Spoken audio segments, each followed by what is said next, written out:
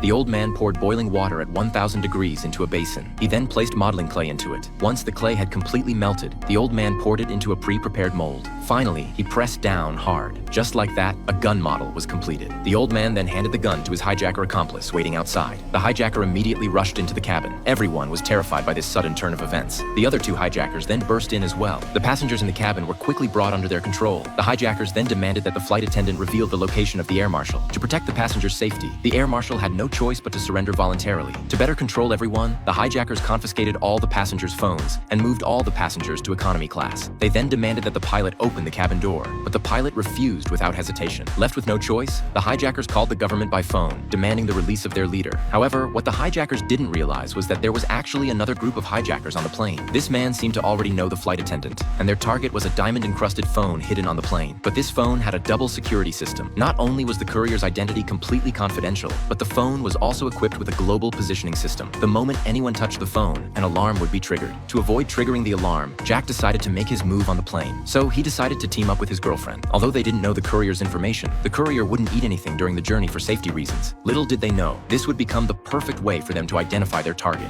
The girlfriend used her flight attendant identity to ask all passengers if they needed food. She quickly found her target, so Anna deliberately spilled something on the man's clothes. The courier had to go to the bathroom to clean up, but just as Anna was about to succeed, they didn't expect hijackers to appear on the plane. To successfully obtain the diamond phone, Jack immediately pretended to have asthma. He claimed his medication was in his bag. The hijackers only wanted to rescue their leader and had no intention of killing anyone. Without much thought, the hijacker agreed to Jack's request. They would never imagine that Jack was actually a thief. He quickly found the phone in the courier's bag. Just as Jack was about to turn and leave, a hijacker suddenly approached him. At the hijacker's demand, he had no choice but to open his bag. Just as the hijacker discovered the diamond phone, Jack seized the moment when the hijacker turned back to call his accomplice and immediately launched an attack. In the chaos, the hijacker's gun accidentally went off. The gunshot instantly drew the attention of the other hijackers. But when they arrived, they found their accomplice had already lost his life. The hijackers immediately subdued Jack. They dragged the dead hijacker into the bathroom. Little did they know, the air marshal had already broken free from his restraints. He quickly picked up the gun from the floor and shot two hijackers dead. However, unfortunately, their crisis was far from over. In fact, they had encountered an even more troublesome problem.